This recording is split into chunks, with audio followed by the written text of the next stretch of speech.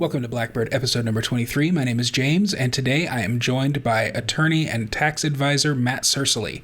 Matt is a lawyer down in Dallas, Texas, and he runs agristaxadvice.com. And we thought that for the kind of belated tax season this year, we could talk a little bit about tax law, some of the ways that people in our orbit can take advantage of his services, and also he has set up a free consultation page for fans of this show, which you can access at agristaxadvice.com/blackbird. I'll make sure to put a link to that in the show notes. I'm going to go ahead and let Matt talk more about his own business because I'm an absolute idiot when it comes to that kind of thing. So I'm going to go ahead and ask the questions and let Matt give us the answers. Before we get into it with Matt,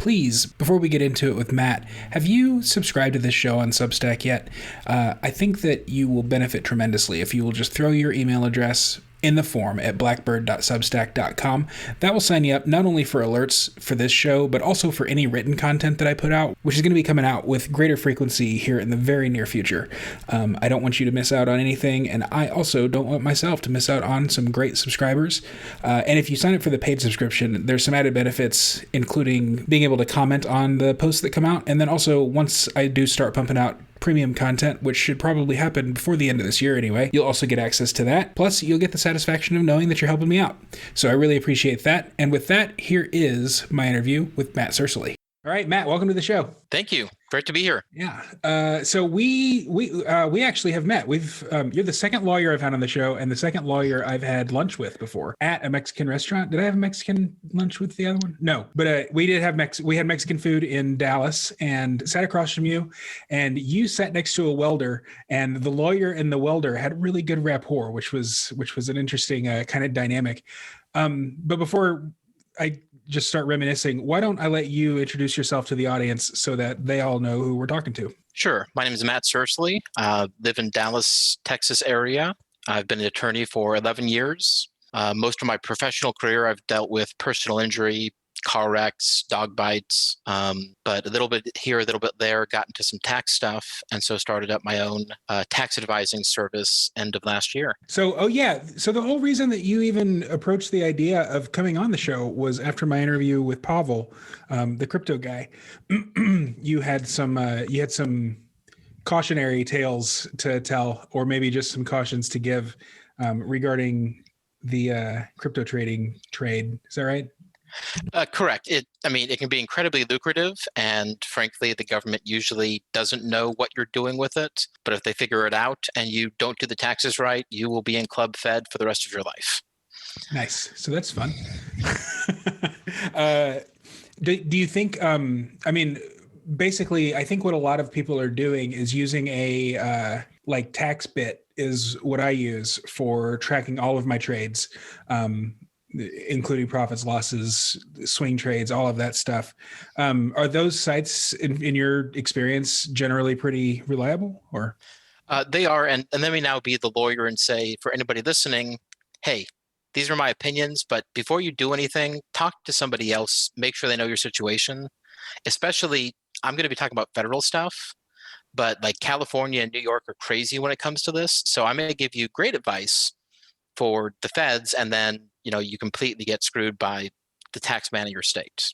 Mm-hmm. But yeah, I actually personally, I just use an Excel spreadsheet, but I don't do a whole lot of crypto trading. For a mass trader, I think you have to use one of those website trackers.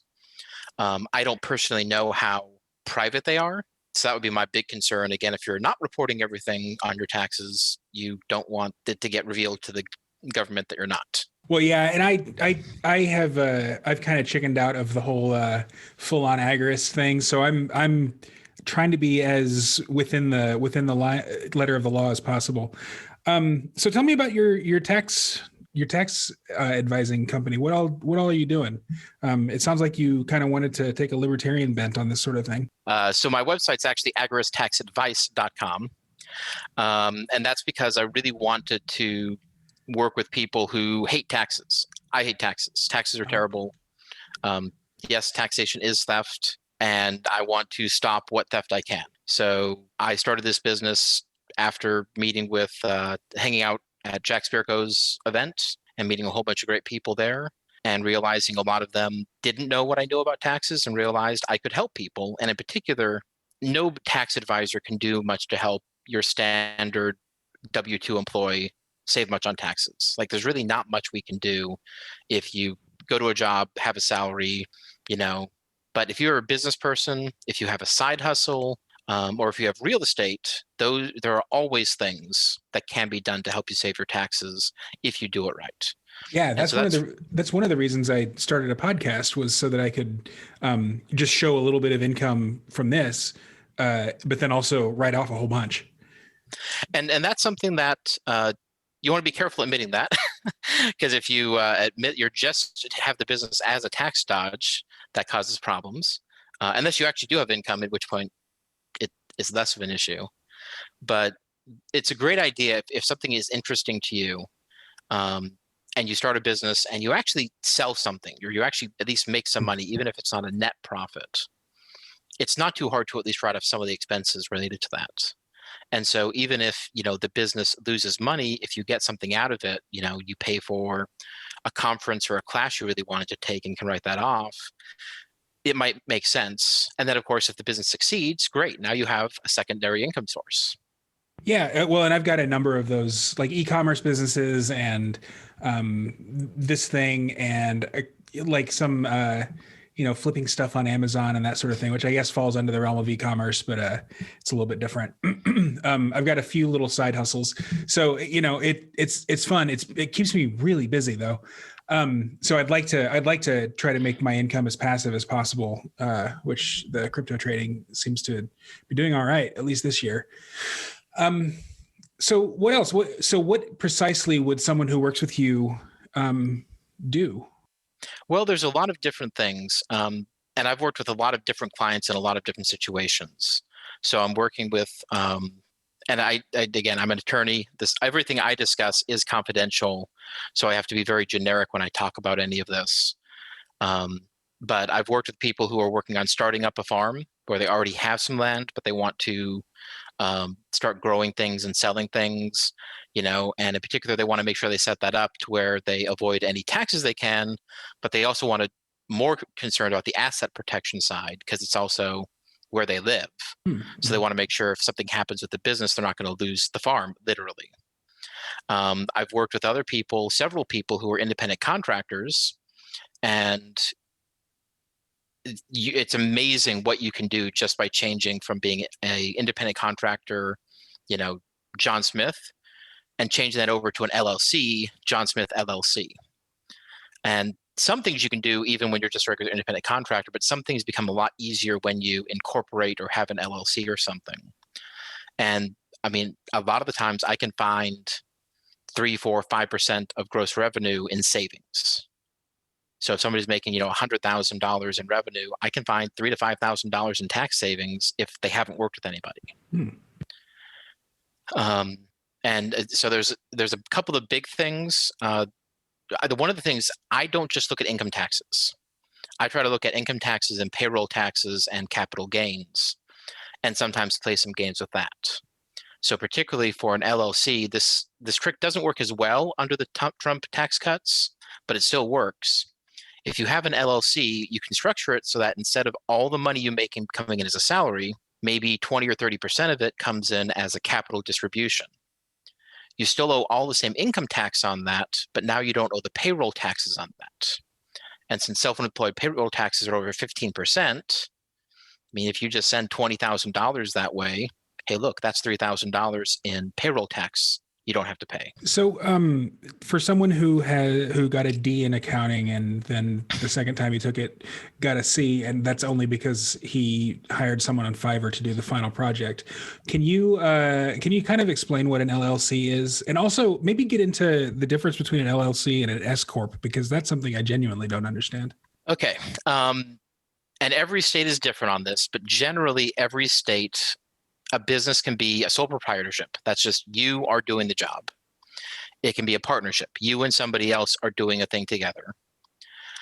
It can be a corporation, which is you or you and other people set up a separate entity through the state system, and then you or you and other people own that entity. And an LLC is a lot like a corporation, except officially it's a membership. You're members of the LLC. And that, in some states, there's really not any significant difference at all. In some states, there are massive benefits to being an LLC instead of a corporation. But I believe in California, and again, not a California attorney, talk to somebody else, but I believe in California, you're usually better off being a corporation than an LLC. The great thing about being an LLC is, from a tax standpoint at least, is you can choose how you're taxed. You can say, okay, I'm a single member LLC. I just want to be taxed like a sole proprietor. And so you get asset protection, but it doesn't change your taxes at all. And there are times that being a sole proprietorship might be better than other options. S Corp and C Corp are the two ways a corporation can be taxed. And an LLC can also choose to be taxed either as a C corporation, which is the standard corporation, or an S corporation. And basically the main difference is a C corporation has its own tax return and pays its own income taxes. And any company you've ever heard of, any company on the stock exchange, they're a C corporation. And so they have to pay taxes on their income, and then they have to distribute the profits to the owners as dividends, who then also pay taxes on those dividends. So you get taxed twice. It's called double taxation. Oh, and that's okay. Yeah, you hear about double taxation. That's what that is. All right. Now, honestly, again, under the Trump tax cuts, there are a lot of times when the double taxation may actually be less than what you would pay the other way around. So it used to be, you're always better off being an S corporation if you're, one or two people in a company. That's still usually true, but it's not always true. But an S corporation is different because your S corporation files a return, but all the return is it says what were the profits of the company. You, the member or the members in proportion to their ownership, you pay the taxes on your personal taxes, but also any deductions from the companies flow through to you. And so it is simpler. Again, usually it will result in you paying less taxation. There are rules about who can be taxed as an S corporation. The biggest one being, I don't believe any of the owners or members can be foreign citizens or foreign residents, because then they can't force them to pay their part of the taxes. But there are restrictions on the size of it. There are restrictions on lots of things. Again, if you're a 1, 2, 3, 4-man shop and you're all permanent residents in the United States, you can always do an S corporation. There are exceptions. Talk to an attorney, talk to a CPA about it, and they'll always be able to tell you if you qualify or not. So generally speaking, if you're a one-man show, say a podcaster who also has a bunch of e-commerce side gigs and also a day job, is like an LLC where you're just reporting it as part of your income usually the best way to go? So there's a couple of different ways to do it, and there might be times that it might make sense to have two different LLCs, one of them taxed as a C Corp, one of them taxed as an S Corp. And each of those LLCs might own different parts of your little e-commerce empire, as it were. You also, depending on it, you could just own one LLC that holds all of them. If they're profitable enough, each of them could be their own LLC, but it costs money to have an LLC. Right. Both to start it up and every year there are filing fees. So, if you're making $1,000 a year on something, it doesn't make sense. If you're making $50,000 a year on something, it probably does. But that's a pretty common thing to do, and it is to have, an LLC. And it makes a lot of the tax accounting easier, because backing up, an LLC is a different person than you. In fact, it's called a legal person. The LLC will have its own tax ID number. And thanks to Mitt Romney, we all know that that corporations are people, my friend. Well, and this is what they mean by saying corporations are people, as that the corporation has some rights to own things like a bank account, and your LLC should have a separate bank account. And now it becomes a lot easier to tell, oh, this thing was paid for by my LLC. Well, it's a lot easier to show that that's probably a business expense, especially if it's something that's, a little bit on the line. So one of the common deductions my clients will take is they will pay for their cell phone bill, but their LLC will reimburse them for half of that bill if they use their phone for the business. And now suddenly half of that bill has become tax deductible. Now, if you don't ever use your cell phone for business, don't do that. And frankly, if you wouldn't have a cell phone, but for the business, maybe your business can pay for more of it. But the major tax advantage to having these LLCs is you can put these expenses into the LLC that maybe you couldn't. How do you how do you record that? Do you just like use QuickBooks or something like that to reimburse yourself, or? So yeah, it really depends on how complicated things are. QuickBooks or FreshBooks or any of those accounting softwares, if you know how to use them, are pretty much the gold standard. I'll be honest, I'm a lawyer. I'm not an accountant. So I can use QuickBooks, but I can't use it well. And mostly I just keep an Excel spreadsheet. Okay, so we've got the different kind of business entities. We know why corporations are people. What do you think of sort of the agorist critique of corporations in general, the existence thereof, that perhaps that they wouldn't even exist in a free market? I think corporations would exist. I think they'd be different. I think they'd be smaller in a free market. And this comes down to, if you're suing somebody for damages, it's usually for one of two things: a contract or a tort. Either you had a contract and somebody broke it, or somebody did something that hurt you.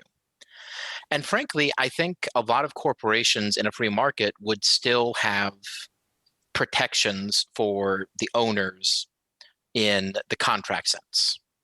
And that's totally free market. If the contract says, hey, I'll go after the corporation's assets, but not, owner Bob and owner Jim's, that's totally fine. I think the more complicated question is the tort question. There certainly wouldn't be, automatic protection. Rothbard in Ethics of Liberty does talk about, though, he's not sure owners of things should be responsible for the things done by like an employee. So Rothbard was actually even against you being able, like, if a Walmart truck driver hit you, Rothbard said you should sue the truck driver, not Walmart.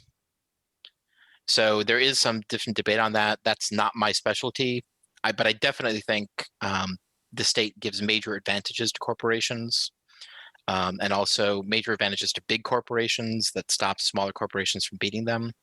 So I don't think we'd have, multiple trillion-dollar corporations walking around in a free market. Yeah, I think that I would probably agree with Rothbard on that, but then also it would not surprise me if Walmart were buying the truck driver's insurance. And then, really, and Konkin was real big on like independent contractors, where, the truck driver might not even work for Walmart. Maybe he is on the hook for everything, just because he's not a Walmart employee. He's an independent contractor who happens to be contracted with Walmart for this given run. And, it's funny because that goes into my other area, because I am a personal injury attorney. So I deal with those trucking situations all the time. And that's a big deal with Amazon right now, because like most of those Amazon trucks you see driving around the road, those are not being driven by Amazon employees. The trucks are not actually owned by Amazon. Those are all independent contractors, and Amazon requires them to have insurance, but it doesn't necessarily check to make sure they keep their insurance. And there have definitely been some problems. So it's really complicated, especially when you're talking about, a truck driver driving, a 20-ton truck. A simple mistake can hurt a lot of people. So we got to take care of that. But on the other hand, like, we don't, it's a big principle in the common law, is just like, well, who has money to pay for this? And it's like, that's not right. Like, just because you have money doesn't mean you're responsible that something bad happened to somebody.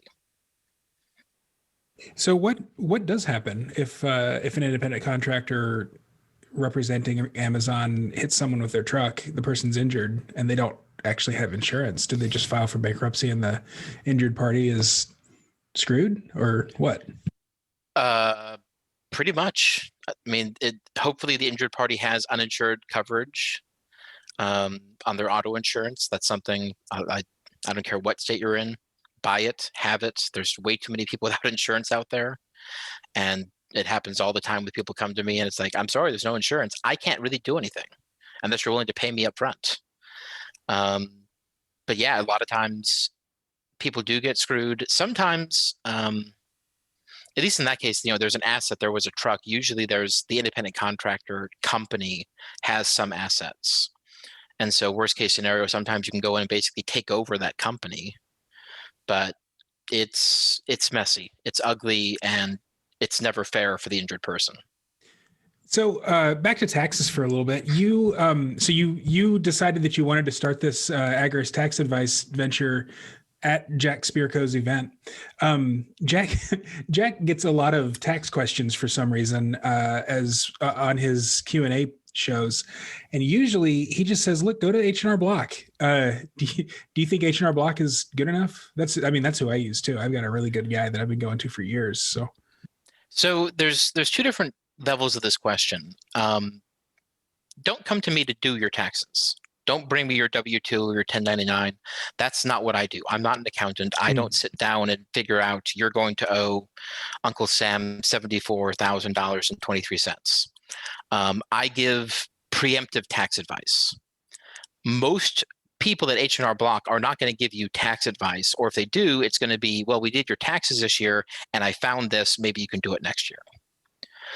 What I do is I sit down with the person initially and then typically quarterly to talk with them about where are we in the business, what are we doing, what have the changes in the tax code have been. One of those meetings is always in December. Hey, what can we finagle to maybe change what year something happens in? Because sometimes maybe you want that check December 31st, but maybe you want it January 1st, depending on your tax situation. So again, to do your taxes, yeah, I go to H&R Block, go to one of these places, especially if you're, either not in business or it's a relatively small business. You don't need, some CPA who's going to charge you thousands of dollars for it. But again, what I do is very different in that I give the tax advice. There are CPAs who do that as well. Not everybody needs it necessarily, but for almost every business, taxes are either your number one, number two, or number three expense. Basically, the only other expenses that even come close are usually your physical space if you have brick and mortar, and your wages to employees. Otherwise, literally, taxes are probably 25% of your income. Especially if I don't count it there like inventory you're buying and selling, but like kind of your costs on you really make. Mm-hmm. Taxes are a huge expense. And so if you can cut that down even a little bit, it can be a huge change to the bottom line. And by definition, it's tax-free. So do you have any insight onto like trends or the future of,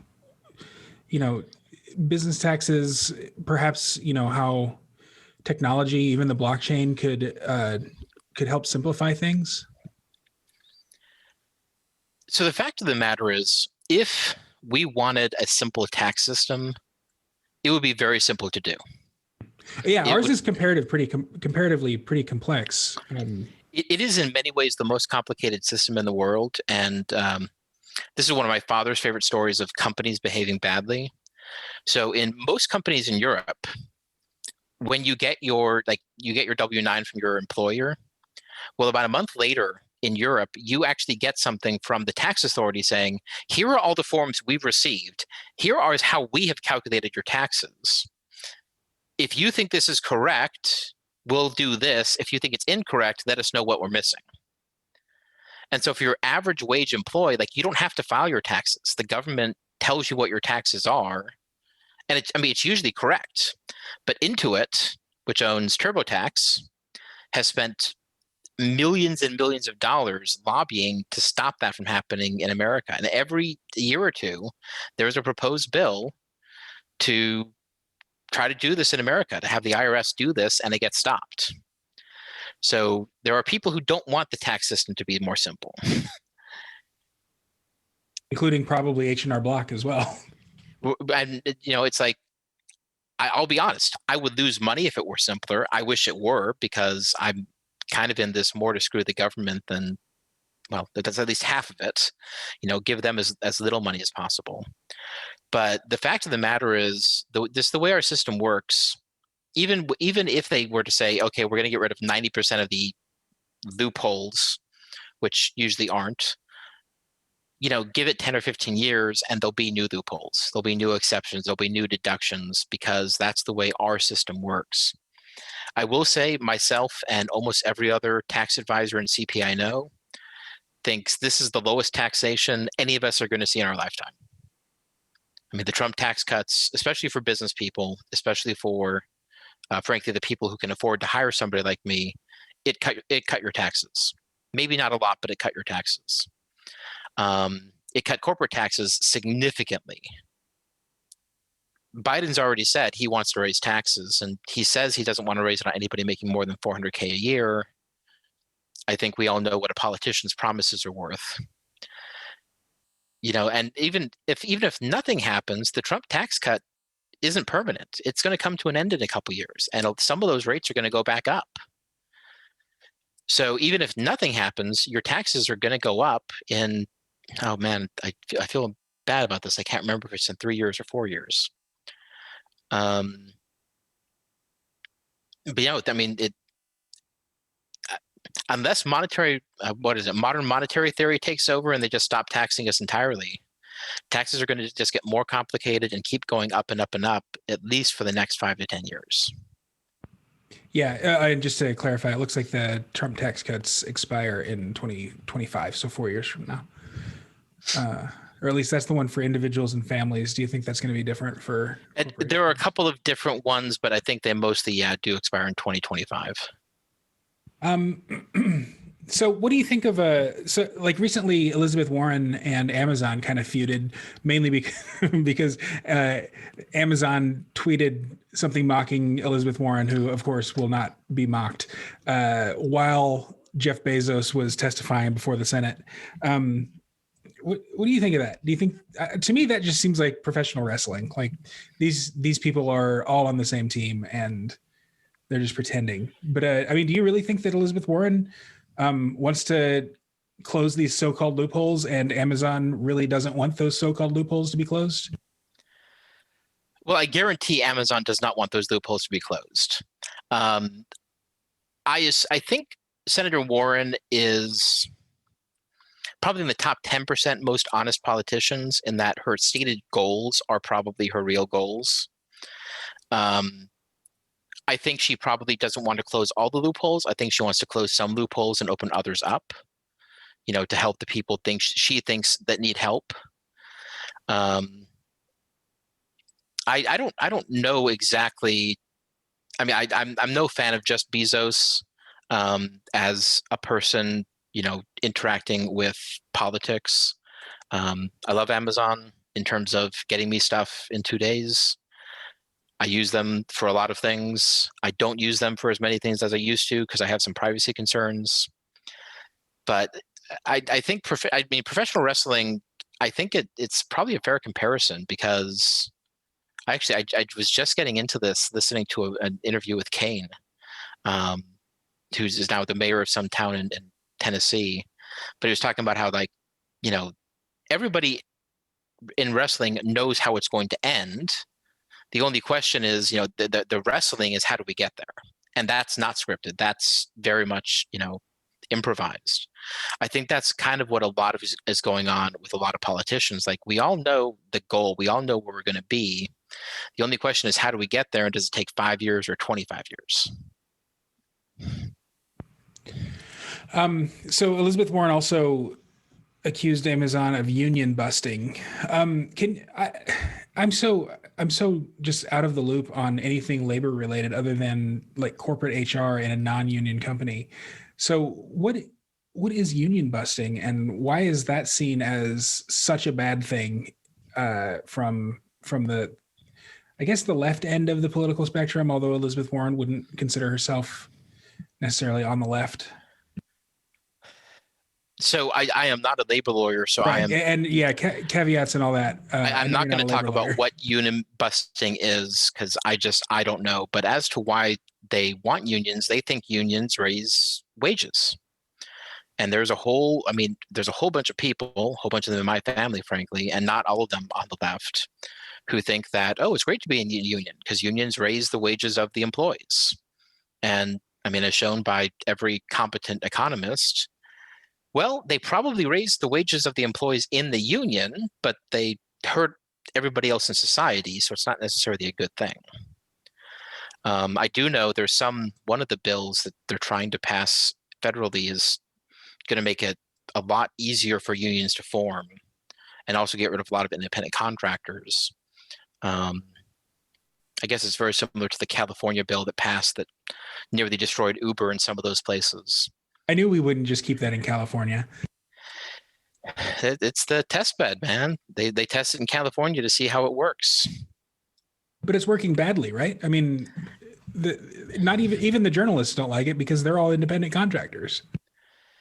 Some of the journalists like it, or they like the ideas. Oh, we didn't set it up quite right, but if we changed it, if we fixed it, Right. I forgot. we just need a second draft of it. Journalists are all technocrats, really. Again, there are some good journalists, there are some honest journalists, but they're hard to find. Well, just like there's some honest politicians, like our friend Elizabeth Warren. Semi-honest. So how did you, just switching completely off of your career, let's talk about your life. How did you come to like agorism and libertarianism? So I went to the University of Dallas, which is a Catholic university in Irving. I almost went there. And when I went there, Dr. Samuel Bostaff, who's affiliated with the Mises Institute, or used to be, was the chief of the economics department. And one of my best friends was a guy named Adam Martin, who's now Dr. Adam Martin, who works at Texas Tech. And briefly, while Robert Murphy was there, he worked with him. And Adam Martin convinced me. And convinced me mostly with economic arguments that the government shouldn't be involved. It wasn't a moral issue. It was just it doesn't work. And then I did what I do, which is I started reading. I was still at the college, so I took a couple economics classes, including one on economic thought.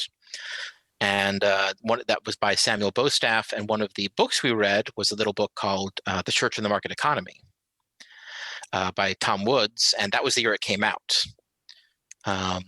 So I think we actually had to change the syllabus because the book got delayed by 3 weeks. And so we had to change the order of the readings.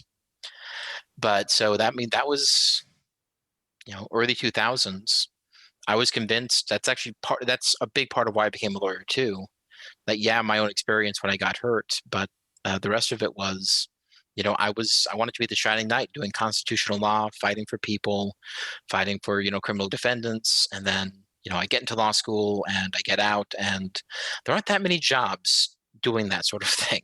And the ones that are really don't pay very well and definitely don't pay for your student loans.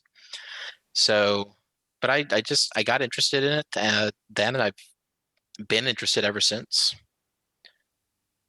That's pretty great. So what was your major at UD? I was actually a math major, computer science minor. Okay. So that's interesting. What year did you graduate from high school? 2001. Okay. No, 2002. I graduated in 01. If I had ended up going to UD, we would have been classmates. That's crazy. And we definitely would have known each other as small as it was. Yeah, exactly. Computer science was one of the two potential majors I was going to go into. I ended up going to culinary school, but that obviously didn't work out. Culinary school is a worse investment than law school, actually. So, well, it's probably good you didn't do the University of Dallas either, because they shut down the computer science department my sophomore year there. So. Oh, wow. Well, there you go. Yeah, all I remember about the computer science guy was that he had a really long frizzy ponytail. That was Dr. McNichol. He was a great guy. I spent a lot of time with both the computer science teachers there, who are also math professors, Dr. McNichol and Dr. White, who were great guys. Dr. White was the chair, the faculty advisor for the campus gaming club. So role playing, card games, all that, computer games, all that sort of stuff. And I was very into that. I'm still very into that. I run a weekly D&D game over Discord still. Oh, that's fun. Is that all local people, or is it? So it was all local people. Somebody dropped out, and The brother of one of the people is now in the game, and he used to live here, but he's been in Massachusetts for 7 years now, I think. Oh, yeah, I've So got a friend. I've got a friend who runs a number of D&D games, and his gaming groups are all very COVID averse. So they've been doing it all via, I think, Zoom for the last year. So with everybody getting the jab, they're all looking forward to reconvening in his basement, which is fun. He's in his 50s, and it seems like everybody in his group almost are as well. So it's kind of a lifelong hobby. yeah, I'm a little younger than that. I have three small children, so honestly, I've been gaming more because of this. Because like we can play for 3 hours, and it's not too bad playing for 3 hours online. If we all had to drive to the same place, and it's half an hour to get there, half an hour to get home, we couldn't do it as late. So um, honestly, it's been probably the one bright spot to come into my life from COVID is I'm playing more D&D and doing it a lot easier. The scheduling it a lot easier, at least. There's a lot of overlap between D&D players and like libertarians in general, isn't there? Is that a stereotype, or is it real? I find gamers tend to be very radical, but they tend to be either very radical progressive or very radical libertarian. Like there's not much in between, and it certainly gets interesting when you mix us together sometimes. Kind of the same with oh God, what was I going to say? Kind of the same with sci-fi as well. I think sci-fi is so broad. Like there are some normies in there at least. There are not too many normal people who play D&D or other role-playing games, which is unfortunate. I think it's a great. Again, this is Adam Martin, the guy who brought me into libertarianism. He played D&D because it was a great excuse to see his friends on a regular basis. Like it wasn't his favorite game, but it meant you saw the same people, every week or every other week. And I'm still friends with some of my friends from high school because we kept playing D&D through college. And I guarantee you we would have split up if that hadn't happened. So I think games in general, whether they're computer games, board games, card games, role-playing games, are a really great way to build community. Yeah, that's a really good point. And given the I wouldn't say autistic. Autism is like a stereotype among libertarians and sci-fi geeks and gaming geeks, and it's not really diagnosable autism, but there's something there that kind of unites those kind of nerdy groups. So yeah, I mean, making friends around common interests is definitely the best way to build like lasting friendships, and maybe even overlooking conflicts that arise that aren't germane to that common interest. And that's certainly true. I've found a couple of groups online that do what are called play by post. So instead of everyone getting together, it's Discord. We just post what we're doing on the forum. And I'm on one forum where it's very progressive. It is very woke culture. But people are actually like, if anybody that's like posting anything like really political, like other people are like, hey, we're not here for that. Like we're here to spend time doing this thing we love.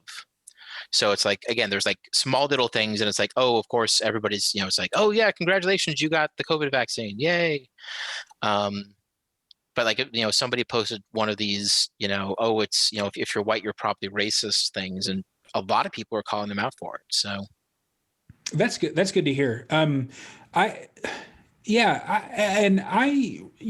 in LGBT circles kind of a lot, and I'm also seeing a lot of pushback against the more extreme versions of cancel culture, at least. Although there's still a ton of virtue signaling, which is weird. Like a friend of ours who, I mean, he was coming over kind of a lot, still does, like, not every day, not every week, but, at least once a month or so, sometimes having big parties in his apartment, posted a picture on Facebook of himself out on a trail. And and on the and in a comment on the post on the photo, he said, "Oh, but I just took off my mask for this picture. I was wearing it the entire time. In fact, here's a picture of me on the same trail wearing my mask. So don't forget to wear your mask." And like literally, we had just been at a party at his at his house the previous weekend. So I think baby steps might be the way to go. And like we were just saying, finding these common interests between the groups is probably a good way to sort of rebuild social networks not surrounded by politics and cultural conflicts. Yeah, it is unfortunate that politics has gotten into so much stuff. It's like I can't remember who said it. I know they've talked about it in part of the problem that just like politics isn't everything. And 30 years ago, it wasn't. Like you could just like, like you can't talk about the weather today without talking about politics, literally, because it'll bring up climate change. Yeah, one of our local weathermen, who actually, meteorologist, he actually got fired. What did he get fired for? He got fired from his like local network job. This is again anti-cancel culture. I don't think he should have gotten fired for this, but I think he called Trump supporters Nazis or something like that on Twitter, and so he was pretty promptly fired for his political outburst. He's now at a local like web-based thing doing the weather, but yeah, his forecast the other day, half of it was about climate change, and then the other half was, so for the next 5 days, here's what you can expect. Like, I mean, what do we need to know? What you're predicting for the next 30 years? Like, it doesn't matter. There's a bit I saw some comedian doing about, these weather forecasters can't predict if it's going to rain in 3 days, but they know it's going to happen in 30 years. God, I know. Okay, so let's go ahead and kind of wrap it up. This has been a pretty fun conversation. Do you have anything else that you think we didn't touch on as far as like taxes and staying compliant, or at least appearing to stay compliant?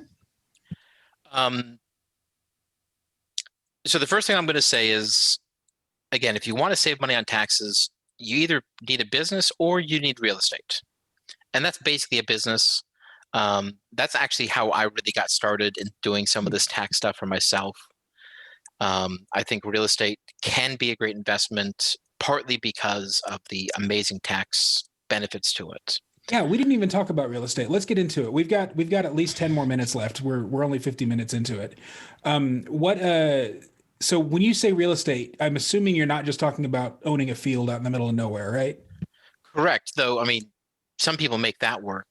Oh. I personally own some real estate. I own a couple of houses that I rent out to people, and I'm part of a group that has bought an apartment complex. I'm a very small part of that group, but it's a pretty big apartment complex, and I mean it churns out a little bit of money every month. Even in COVID, thank God, we've done well.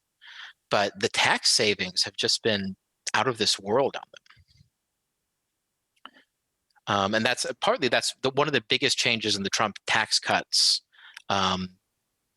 Allows some people in certain situations to do a write-off of maybe 30 or 40% of their cash payment for a new property as a deduction. So that can be, again, huge tax savings for that year. And that's just investment property, not like buying a house, I would assume, right? Correct. That only applies to investment properties. What about if it's like a duplex and you live in half of it? Then there are definitely things you can do there, because so basically it gets a little complicated.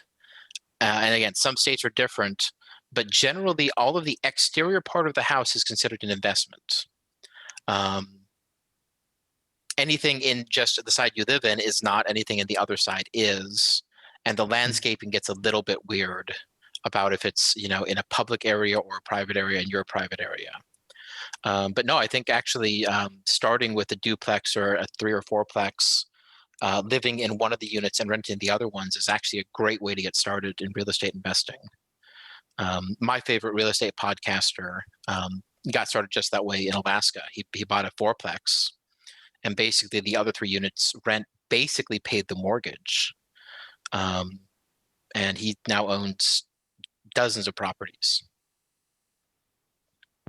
Wow. So if those other if the other 3 units are paying the mortgage, is he then taking out mortgages on the other properties as well, or is he just whatever would have been his mortgage payment is like his going into savings for new properties?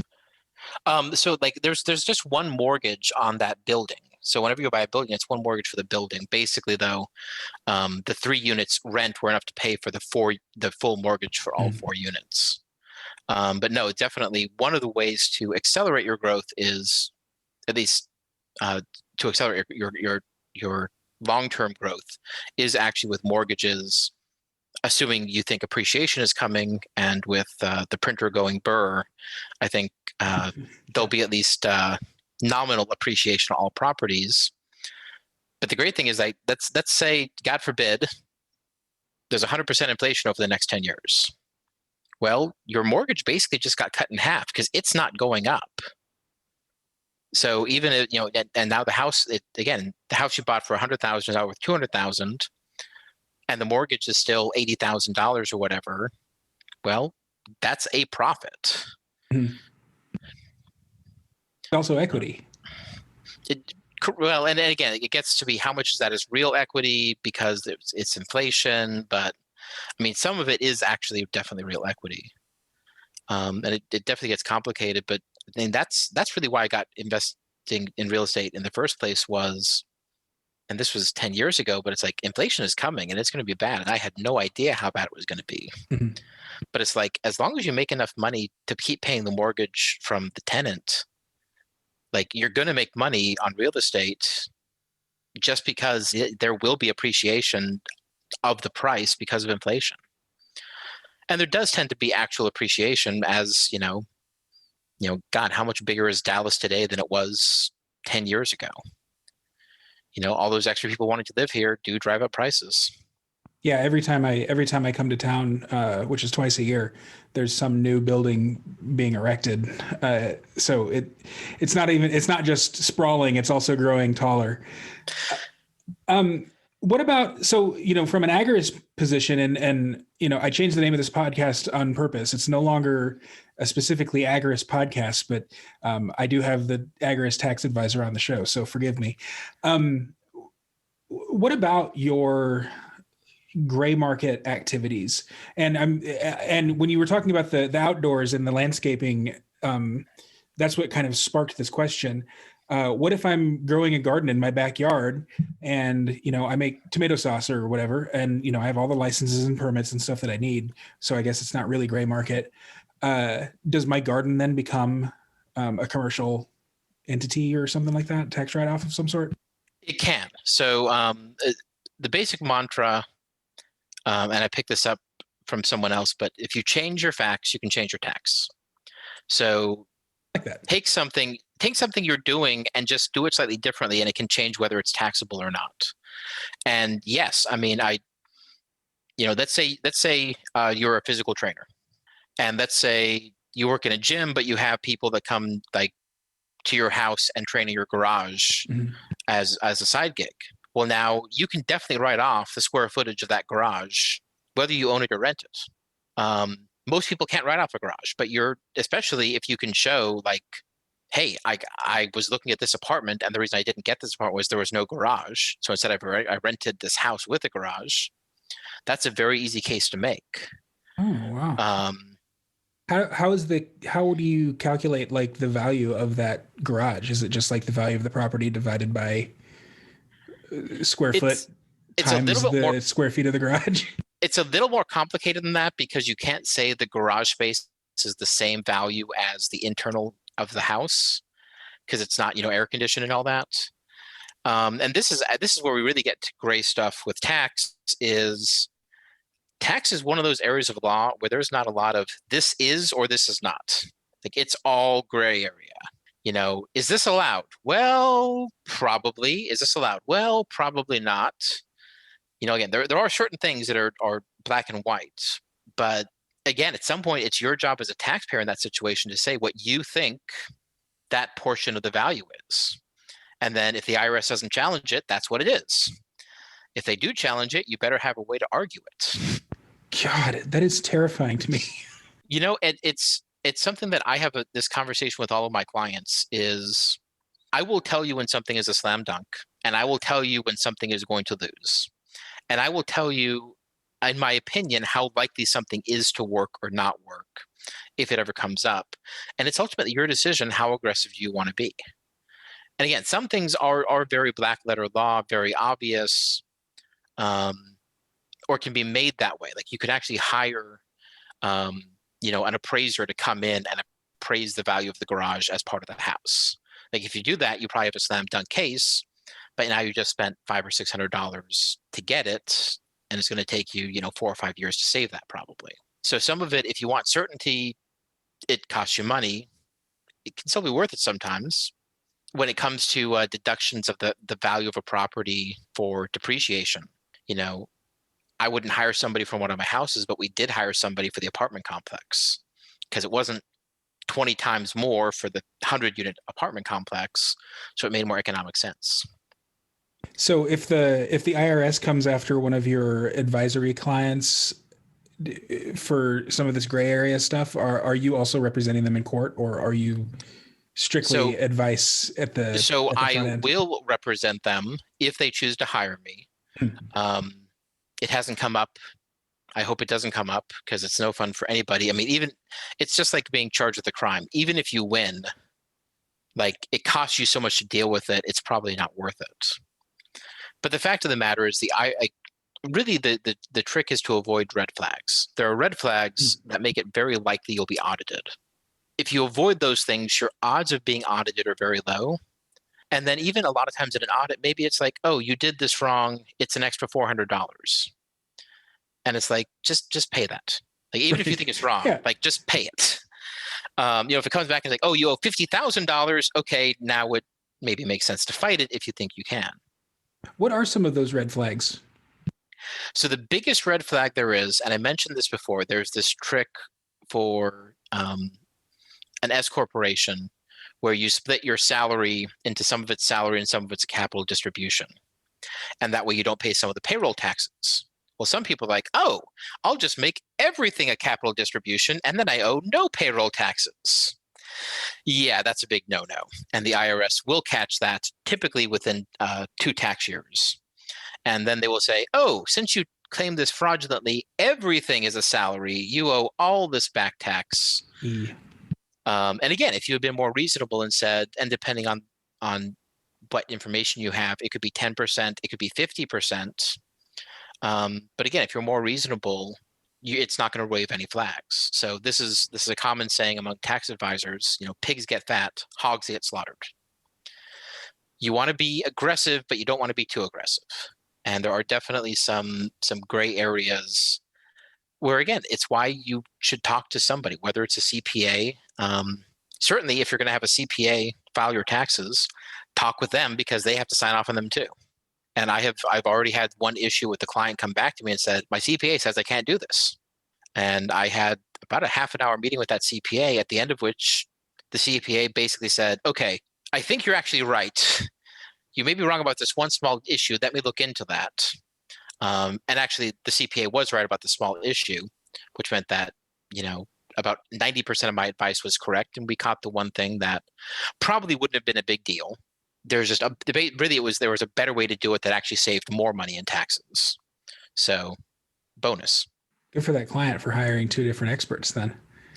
Well, and it's something I advise most of my clients to do, especially like, again, if you're making, $40,000, $50,000, $60,000 a year, go to H&R Block, have them do your taxes. But if you're in business for yourself, don't do TurboTax. Like, yeah, it'll do an okay job, but you'll do better with H&R Block. If you're making $300,000, $400,000 a year, you need a CPA. You do. And you're making a mistake if you don't have one. Because ultimately, a good CPA, a good tax advisor, they save you money. Like, yes, you'll pay them money, but they're going to save you a lot more money over time. Yeah, that's the whole reason I even started going to H&R Block in, I think it was 2013-ish. I tried using it was either TurboTax or H&R Block's, online thing. And I had some stock trades that, from my super amateur use of this automated tool, it ended up I was going to owe like $1,200. And so I sent it to I went to the actual H&R Block. I saw my guy who I've been seeing every year since, because he gets me back so much money. The $200 or whatever it is that I spend for H&R Block is nothing compared to the returns I get. I'm making more now. I'm no longer a student. So I'm paying a little bit more in, or not getting as much back, but it's definitely been worth it for me to see somebody. And maybe once I am in that 6-figure area or a little more complex business ventures, I'll like actually get a CPA. But if it's good enough for Jack Spirko, I think H&R is good enough for me. Well, one of my favorite sayings with regard to that is, if you think it's expensive to hire a professional, try hiring an amateur. Yeah. Yeah, exactly. All right, cool, Matt. Well, I really appreciate your time tonight. Great idea coming on the show. I appreciate you reaching out. And actually, audience members, if you have like a unique or interesting business venture, hobby, that kind of thing, don't hesitate to hit me up, because I like having like the celebrity podcasters and stuff like that on the show. I get much better feedback on these episodes where I'm just talking to normal people who have unique hustles. So thanks to you, Matt. And I will probably see you in a couple of weeks when I'm in Dallas. And actually, I think this episode is going to be airing while I'm down there. So we'll be able to, we're not going to listen to it together because I hate listening to these things, but at least it'll show up in our podcast feeds together. Well, I'm looking forward to it. Tom Woods would kill me if I didn't do a little bit of self-promotion. Yes, absolutely. So agaristaxadvice.com/blackbird. I have already set up. It's not live yet, but it's going to go live tomorrow, so before the podcast is up. And that's just a way you'll be able to set up anybody can basically reach out to me and set up a conversation to see if they want me to help them, to see if I can help them. Totally free. I use Calendly to just set up these appointments. So please, agaristaxadvice.com/blackbird. Cool. Are you on social at all? I am on some social. I'm a little bit on MeWe. I'm mostly on Telegram these days. I'm technically on Facebook, but I think I check it every other week. So, and I turned off notifications for Facebook and Twitter on my phone. Best decision I've ever made in my life. I'm so much better off with it. I got off Facebook as an experiment. Actually, it was right after the Jack Spirko thing in November.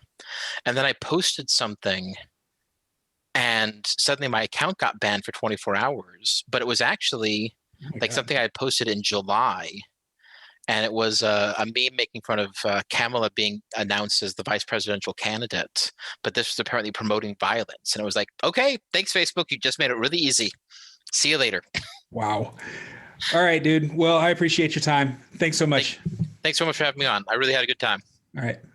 All right. Thanks again to Matt for joining me today. Thank you, as always, for tuning in. If you haven't already, please head to blackbird.substack.com to sign up for emails whenever I release content, whether it be this podcast or written content. That is the best way to subscribe to the show. And so with that, I will see you on the next episode of Blackbird. And until then, live free.